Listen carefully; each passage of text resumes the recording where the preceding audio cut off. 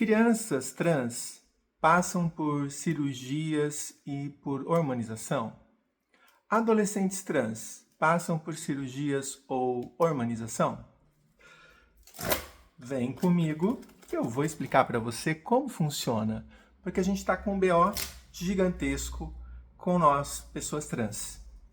Vamos lá? Meu nome é Rafaela Modesto, sou psicóloga, mulher trans, e eu quero aqui falar sobre uma resolução que saiu do Conselho Federal de Medicina, que simplesmente está deixando a gente bastante assustado e nós estamos preocupados porque simplesmente mexe em uma série de coisas. O que acontece? Hoje, nas questões de hormonização, o Conselho Federal de Medicina tinha uma resolução, que inclusive o SUS copiou essa resolução, que era hormonização a partir dos 16 anos. O que é hormonização? É simplesmente, no meu caso, por exemplo, eu tomo hormônios femininos, certo? E bloqueador de testosterona. No caso, para homens trans, toma-se testosterona apenas, não precisa de nenhum tipo de bloqueador, certo? Essa seria a parte da hormonização.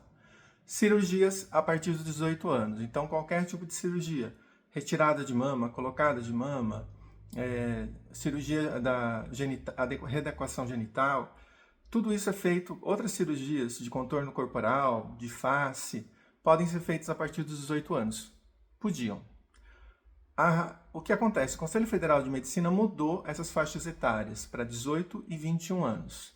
Então, 18 anos para a hormonização e 21 anos principalmente para a cirurgia de readequação genital. Nessa de 21 anos, ele seguiu mais ou menos o padrão que eles usam para casos de esterilização, no caso de mulheres ou homens, cirurgia da vasectomia ou laqueadura ou qualquer outro tipo de cirurgia. Então, essa foi uma das mudanças que vai fazer com que as pessoas demorem ainda mais tempo para poder fazer a adequação do seu corpo para aquilo que você deseja. E o outro ponto relacionado ao bloqueio da puberdade, que acontece numa fase específica e que é feito com acompanhamento psiquiátrico, psicológico e da família para decidir se isso vai ser feito ou não. Qual é a questão? O Conselho Federal de Medicina simplesmente proibiu. Então, o que acontece? Em alguns casos de saúde, se faz o bloqueio da fase da puberdade por questões fisiológicas daquele indivíduo, que é interessante fazer o bloqueio. No caso das pessoas trans, a gente tem questões de saúde mental, em que esse bloqueio é interessante. Por exemplo, eu gostaria muito de ter podido fazer o meu bloqueio hormonal.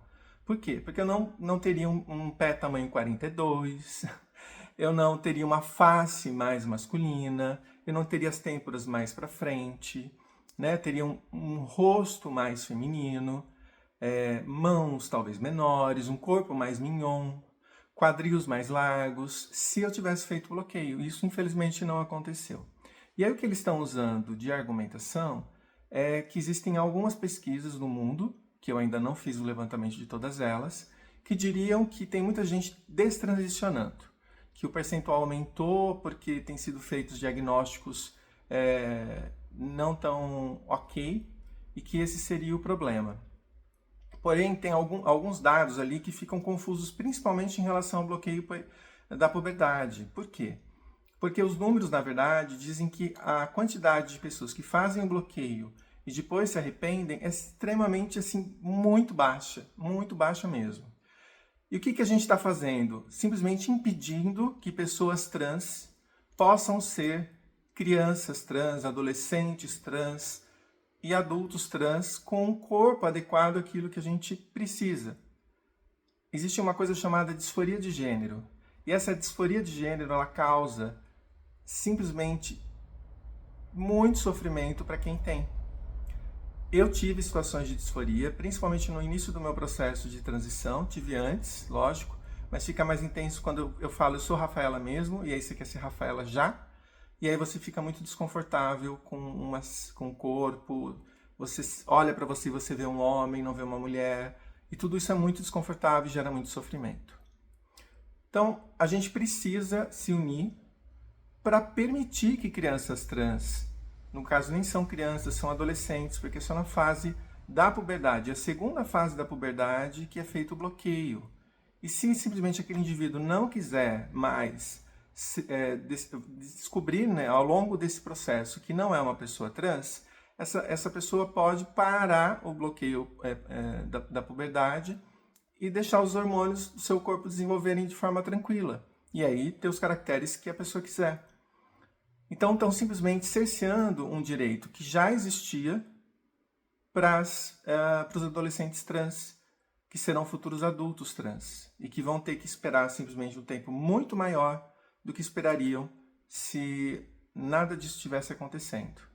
É muito triste, a gente precisa se unir, brigar aí, para que isso não aconteça, porque a gente está simplesmente impedindo que adolescentes possam se sentir mais confortáveis com o corpo.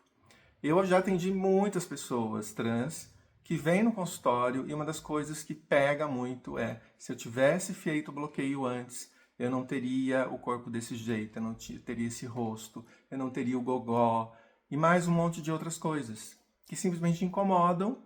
No caso dos homens trans, os seios, o quadril largo, que normalmente é uma coisa que não se mexe, né? Então, assim, tem um monte, porque tem coisas que são ósseas, então não tem muito o que ser feito. Então, por exemplo, no meu caso, é o meu tórax largo, né? Meu corpo ele é muito mais reto. Aí, para eu poder, eu tenho que fazer uma série de cirurgias, sendo que só com bloqueio hormonal eu poderia resolver todos os problemas e não ter que fazer cirurgia.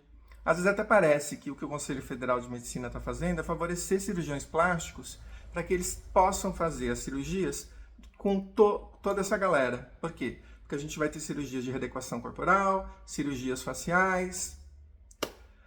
Desculpa, ficou um pouco longo, mas isso me desconfortou muito. Diz respeito, sim, a nós, pessoas trans, e eu conto com seu apoio, tá bom? Um beijo para vocês e estamos aí na luta.